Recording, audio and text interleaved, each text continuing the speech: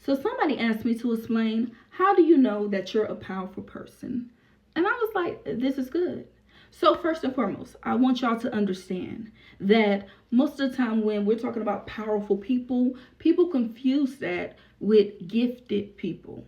When we talk about different giftings where people can be psychic or people can read minds or people can prophesy, different things like that. Also, when people are very talented or skilled in things, we tend to think that those are powerful people. Not necessarily. Those are people that are simply gifted, skilled, talented. It does not necessarily equate to them being powerful as well. And I also want y'all to understand that there's a difference between personal power, which everybody has, that's organic, versus a powerful person. And we're talking about like somebody that is basically coded with a certain level of power, influence, and ability to shift environments, other people, and things like that. But we'll get into that. And when I say personal power, I'm talking about, for instance, if somebody asks you if you want turkey or ham, your personal power, you get to choose if you want turkey or ham.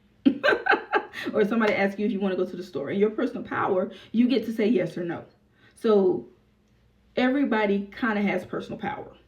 This is different than somebody that's powerful. So one of the components of a powerful person is the capacity to be sovereign, see beyond the veil, and also not easily be influenced by the collective programming, which is enslavement programming. We're going to call it what it is. Powerful people, really early on in life, they ask questions.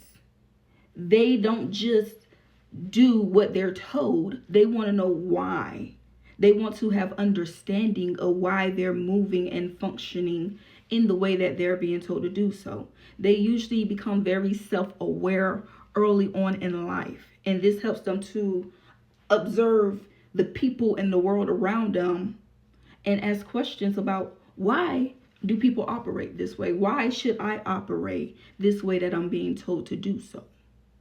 And it's when I talk about the capacity to be sovereign, these people, because they're unwilling to be easily influenced by the collective programming, and they're the ones that can see beyond the veil and see how people are moving very robotic, they choose to go their own way. They choose to, even if they have to stand alone, they're okay creating their own path in life. They're not simply ever comfortable with following the path that has been created for them. They create their own path. They come to the realization that I am in my own power. I don't give my power up to religions, to the education system, to these leaders that say they're supposed to tell me what to do. I don't simply allow myself to be enslaved and directed and me not understand, or me not truly be operating in free will. So that is usually one of the first components to somebody that's very powerful. Somebody that can't be controlled. Somebody that can't be easily persuaded. Somebody that is not just going to go along to get along. Somebody that is always going to ask questions and get clarity and seek understanding. And seek to understand within and without. And seek to see things with clarity. And seek to see things truly beyond the veil. That's the first component. And I need y'all to understand, although we are waking up, people are waking up more so than they ever have, because we're going through a consciousness upgrade on a collective level. In times past, people have done things without thinking, without knowing why. You ask people, okay, why did you have kids? Why did you decide to have children? No, just a thing to do. Why did you decide to have 4, 5, 7 kids? No, just a thing to do. Why did you decide to get married? That's what people do. Why did you decide to go to college? Yeah, that's what they told me I should do. Why do you work that job? Yeah, I don't really like it, but it makes money, so it's what I do. People were literally moving without any deep conscious clarity on why. They were just basically doing whatever the programming told you to do. Get married, have kids, get in a whole bunch of debt, buy a house, retire when you're 50 after you work a job that you hate. And people just followed along with no questions. None. So this is what I'm talking about, where the lack of the capacity to be sovereign and to think deeply and to see beyond the veil and ask questions of the why, and to even see the agendas of why the programming is the way it is. That will tell you who is powerful versus who is not.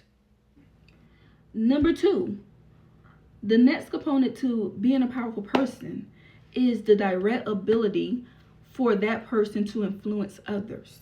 And technically, this is a reason why they become a threat to the system, is because they usually possess an ability to influence others on different levels depending on the capacity of the power that they hold. Some people will influence hundreds, some people will influence thousands, some people millions, some people billions.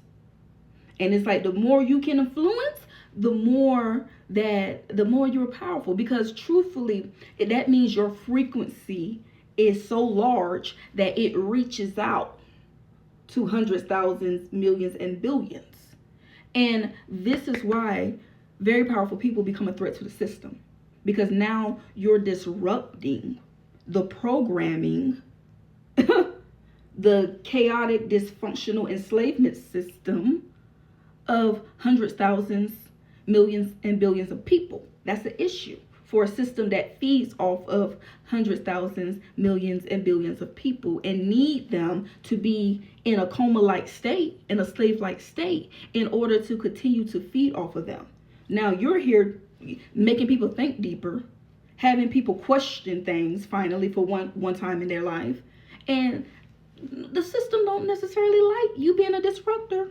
So that's how you know when you carry influence, you're able to make people think, you're able to shift people's perspective, you're able to shift people's realities and the energy and the environments around you. That's a sign of power. Another component of being a powerful person is the fact that you make shit move. Your energy is so potent that you're literally a force. You shift environments. You shift people. You shift things. You shift the atmosphere.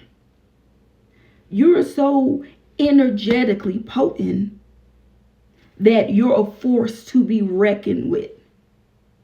And by you knowing that you're a sovereign being and knowing that you have the power of influence, you get to choose what is it that you're making move, and what is it that you're actually causing to shift. And this is why it's so important to, when you are a powerful person, self-mastery is a must. Knowing yourself is a must.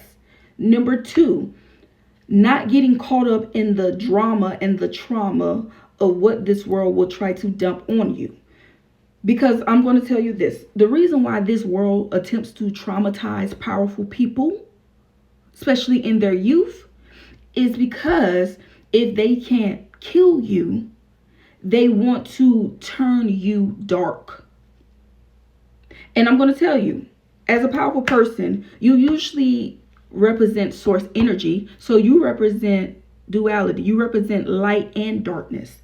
However, they want to get you solely focused on darkness and the corruption within that darkness.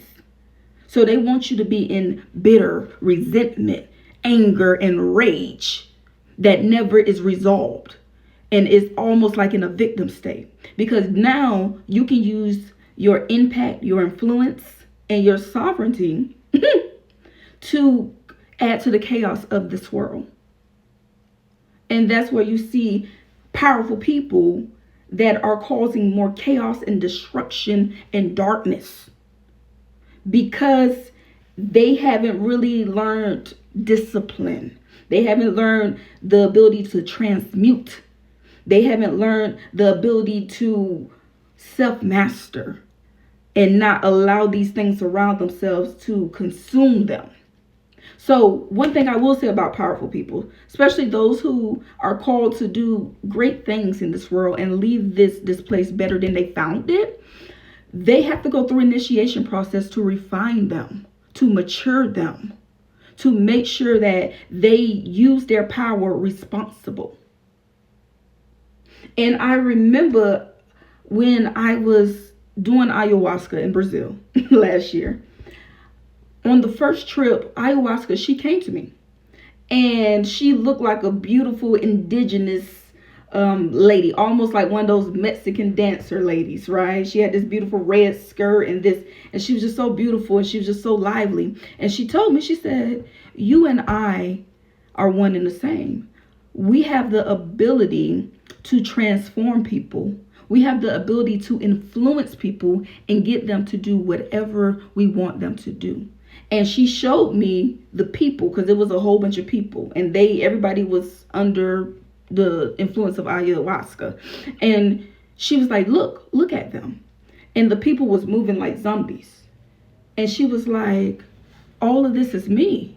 Even the musicians, they play to the beat of me. And, she was like, when they play fast, I'm excited. When they slow down, I'm sensual. And she said, you carry the same power of influence that I do. And you can do good things with it. You can do bad things with it. It's really your choice. So the thing is, powerful people, because they carry influence, because they carry the ability to move shit, to move things, because they are a force, because they're so energetically potent, and because they're very aware and sovereign, they can be corrupted. And this system, if it can't kill you, it wants to corrupt you.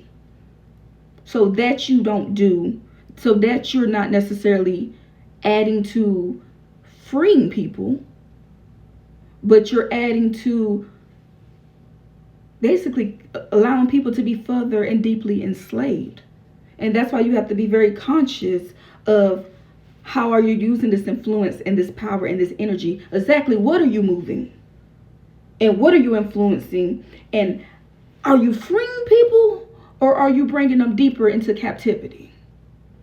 Now, last but not least, I want to quickly go over the spiritual gifting. So, you can be spiritually gifted. You can also be powerful. Usually when you are really powerful, you're also going to have spiritual giftings. However, you can have spiritual giftings and not necessarily be powerful. There's people that are very spiritually gifted, but they're still giving their power away to third parties. They're still giving their power away to religions and, other teachers and politics and things like that. So they're gifted, but they are not necessarily powerful, or they have forfeited their power and given it over to somebody else.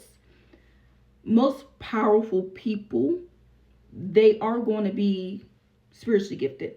And they're going to be spiritually gifted because not only are they tuned and tapped in to that is beyond the physical realm, they're tapped into different dimensions, different realms. And when you tap into those things, you're operating kind of at full capacity. And this is when we talk about being able to read minds, being able to be psychic, being able to see things that other people don't see. Basically, it's just operating in a higher metaphysical, spiritual capacity where all of these different abilities and senses have now been unlocked. So, and because they see beyond the veil, because they're open to being tuned and tapped in and, fully in their full potential, they're able to have a lot of these different gifts, including healing and things like that. And I do want to tell you, depending on how powerful somebody is directly proportional to how powerful they operate in their gifting. And last but not least, different people are coded for different levels of power during their current lifetime. So, some people can, say that, it's a higher mission thing, it's a divine call, it's a purpose, it's a mission. Look, it could be anything. We just know that different people are called to operate at different levels, different lifetimes, doing different things. So a lot goes into it, but hopefully I covered most of the general things of how to know you're a powerful person.